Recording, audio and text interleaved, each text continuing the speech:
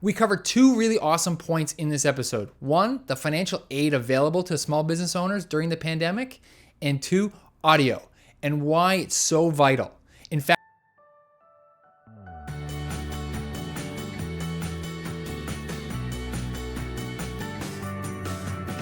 Hello and welcome again to Small Business Connections. My name is Bruce Harrett. I help small business owners find new sources of revenue and new clients. With me, my compadre, they like to say, is Peter Kelly. There he is. What a hey nice everybody. smile he has. Peter Kelly is, what do you want? Tell him what you do. I am a very talented and modest video producer. So I help businesses connect with their potential clients with engaging videos. Tends to be on social media, but also on their websites. Right. He also runs a group called Authentic Networkers, which he'll be telling you a bit about that later, probably in a super or something, superimposed thing. But right now, I want to get to our guests. We have today Dave Boire.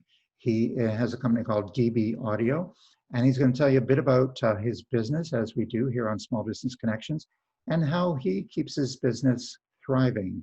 So, Dave, welcome. Hello, thanks for having me. Tell me a bit about your business. It's DB Audio. I guess that stands for Dave Boire, does it?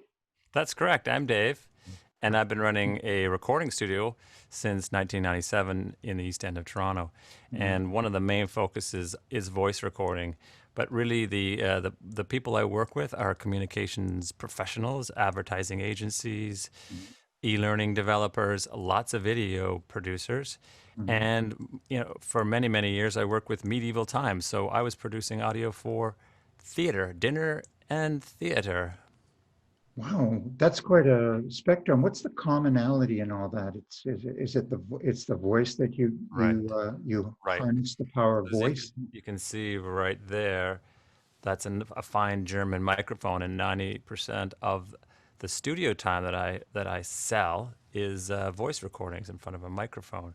The big change, I guess, over the last bunch of months is that people are not coming to my studio to do voice recordings. So a big part of my pivot has been during Corona has been to reach out and establish a network of voice people who are working from home, professionals who have spent the time to buy microphones like this one to sound the best they can from their home setups. Oh, you sound great. Is that called a shotgun mic? Is that This one is a shotgun, that's correct. all right? And what is the brand name for those techophiles at home? The one who love Techophiles? audiophiles. You know what?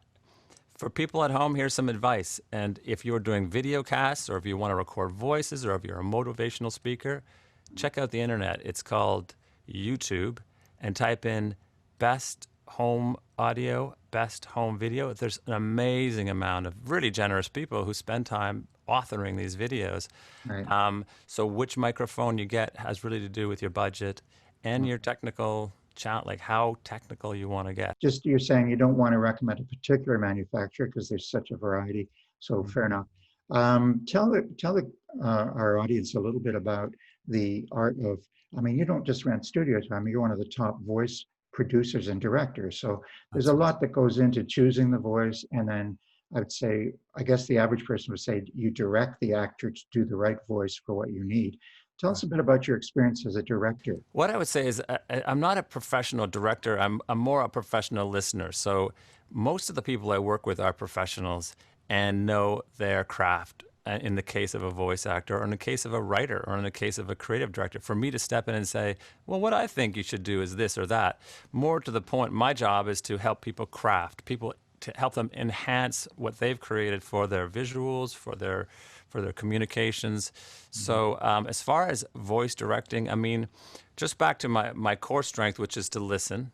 And I'm listening to voice recordings, and I'm listening to my clients, and also listening to the feedback. So when people say to me, this sounded great on the radio, or this video's really sounding great compared to all the other videos. So it's a feedback loop, and it really isn't something I bring solo to any production. It's always a collaboration.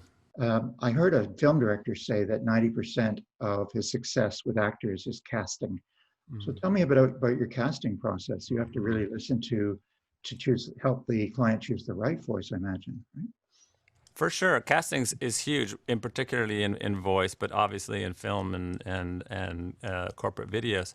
But the catchword or the key word there is an emotional response.